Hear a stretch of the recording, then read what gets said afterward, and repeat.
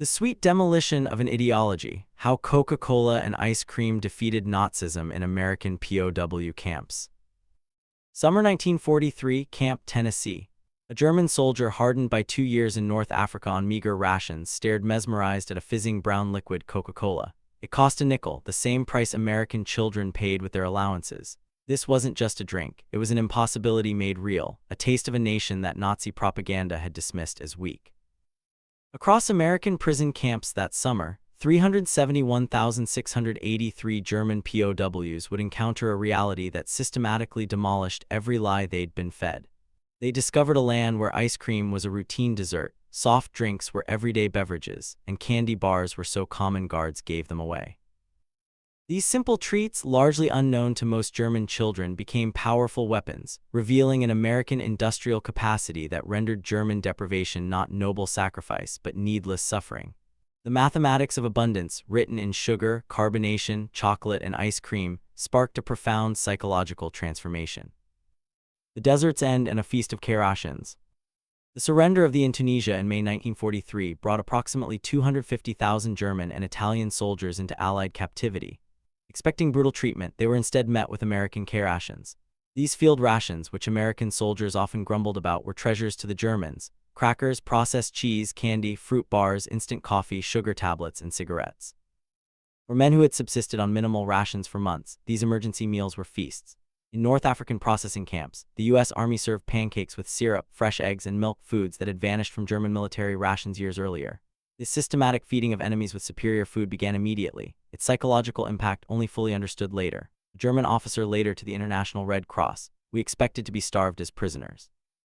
Instead, the Americans fed us better than our own army had." This confusion about American resources began our education. Liberty ships, floating classrooms of abundance. The Liberty ships carrying POWs across the Atlantic in the summer of 1943 provided an intensive education in American abundance. These vessels, mass-produced at unprecedented rates, one completed every 42 hours at peak production, transported up to 30,000 prisoners monthly to the United States. Naval records show prisoner rations aboard these ships matched or exceeded standard crew provisions, approximately 3,500 calories daily, including fresh bread, meat, vegetables, and coffee with sugar and milk. The ship's refrigeration systems, standard on American vessels, maintained fresh food throughout the journey. Most remarkably, documented accounts confirm that ice cream was served multiple times during Atlantic crossings. The USS General M.B. Stewart's log from July 1943 records serving ice cream to prisoners on July 4th, using the ship's ice cream maker that produced 10 gallons per batch. For men who hadn't seen ice cream since before the war, this frozen dessert in the middle of the ocean understanding. An impossible nation, American ports and cross-country journeys. When ships docked at ports like Norfolk and Newport News, German POWs encountered an America that Nazi propaganda had declared impossible. The Norfolk Naval Base, covering 4,300 acres, handled more cargo daily than major German ports managed weekly. At the port exchanges, prisoners glimpsed shelves stocked with candy bars from Hershey, Mars, and Nestle, sold at standard prices of 5 cents. The journey inland by train offered further revelations. Unlike the cattle cars used for transport in Europe, German POWs traveled in passenger coaches, where dining cars served full meals. Documented menus from July 1943 show fried chicken, vegetables, pie, and coffee. Prisoners discovered this wasn't special treatment, but standard American rail service. The prison camp system, PX stores, and the power of a nickel. The prison camp system constructed across America housed POWs in conditions that exceeded Geneva Convention requirements. Camp Tennessee, a typical facility, included electric lights, hot water, flush toilets, and heated barracks. But the camp exchanges, the PX stores, delivered the deepest impact. According to Army Quartermaster records, these exchanges stocked multiple soft drink brands: Coca-Cola, Pepsi, Dr. Pepper, RC Cola, various candy bars and confections, ice cream where refrigeration permitted, cigarettes, fresh fruit, snacks, and even 3.2% alcohol beer. Prisoners earned 80 cents daily for labor, later raised to $1. With candy bars and Coca-Cola at 5 cents each, a day's wage could purchase 16 items, an abundance beyond German imagination, where such products, if available at all, required special connections. Coca-Cola, the symbol of industrial democracy. Coca-Cola became the ultimate symbol of American industrial democracy. Company records show 5 billion bottles produced in 1943 alone, with military contracts guaranteeing 5-cent Coca-Cola to worldwide. German prisoners, most of whom had never seen it before capture, found it ubiquitous in America. Every camp received regular deliveries. Work details observed vending machines and coolers everywhere, gas stations, factories, schools. Americans of all ages and classes drank it casually, discarding half-empty bottles without a second thought. The standardization astounded technically minded prisoners. Coca-Cola tasted identical whether consumed in Maine or Texas, a feat of quality control exceeding anything German industry achieved. The syrup concentrate, manufactured in Atlanta and distributed nationwide, represented industrial coordination that challenged Nazi assumptions about American chaos. Ice cream and sugar, luxuries made routine. Ice cream in American prison camps seemed impossible to Germans who hadn't seen it since before the war. Yet, Army records confirm it was regularly served in camps with adequate refrigeration during summer months. The military considered ice cream essential for morale, so much so that specialized ice cream ships were built for the Pacific Fleet. At Camp Mississippi, the July 4, 1943 celebration included ice cream made on-site, with prisoners watching hand-crank freezers produce gallons from ice, salt, cream, sugar, and flavorings.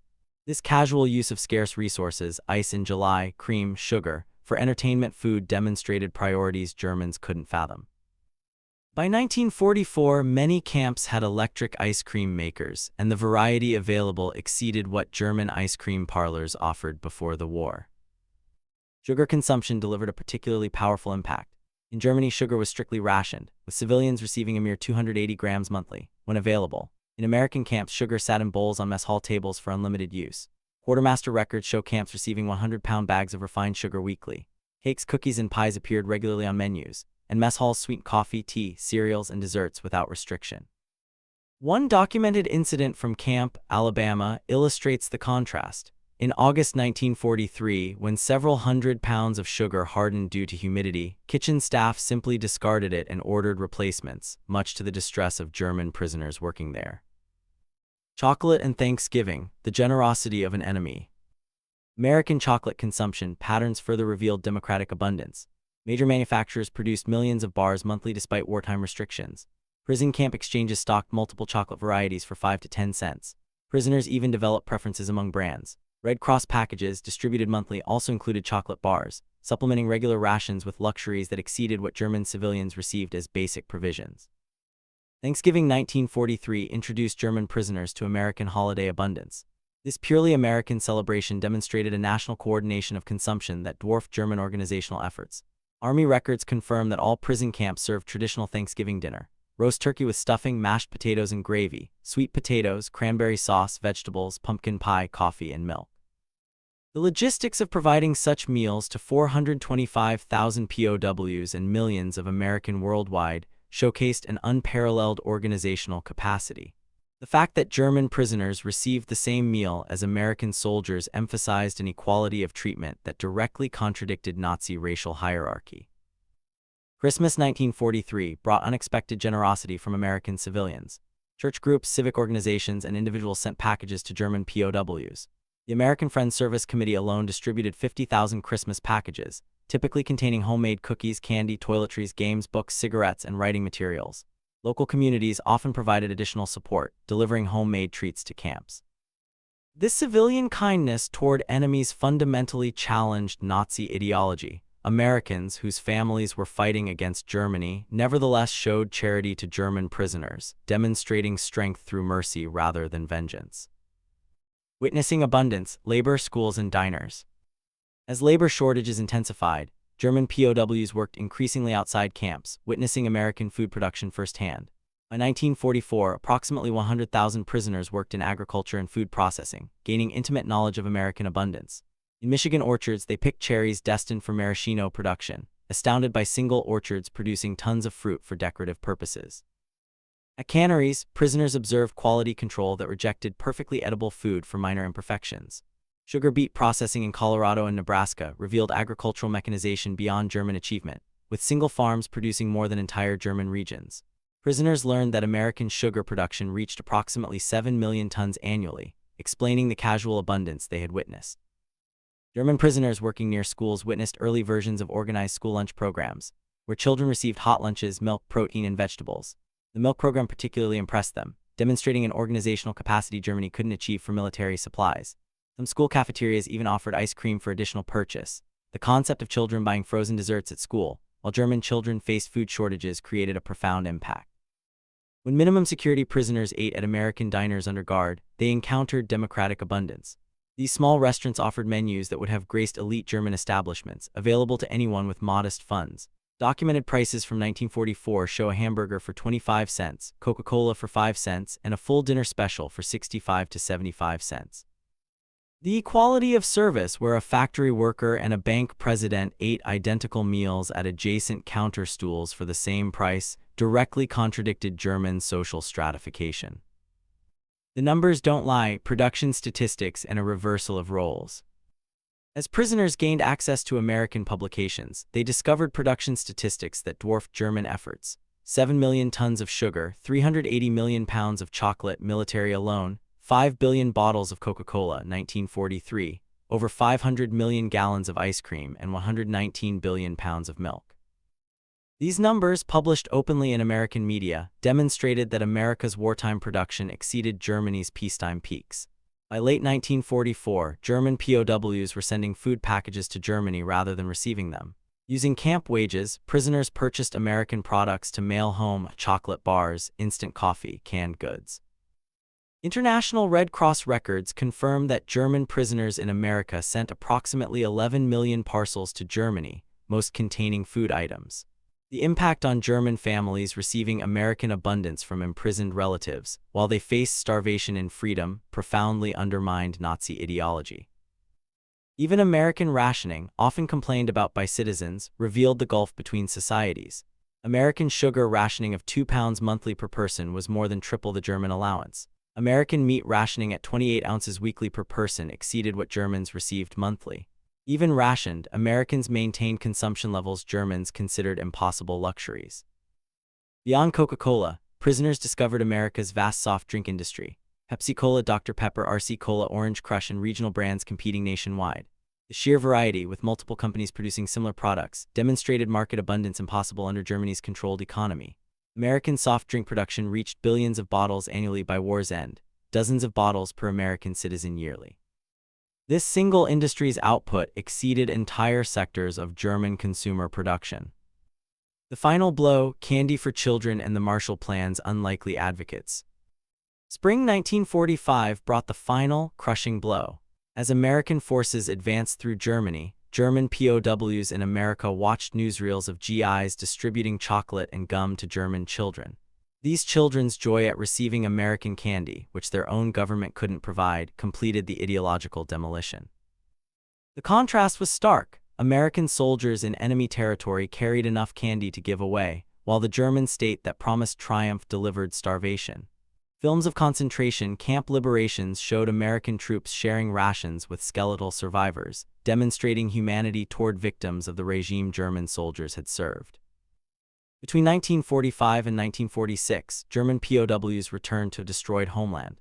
Many had gained significant weight in American captivity, while their families had lost weight to starvation. They brought knowledge of abundance to a land of absolute scarcity.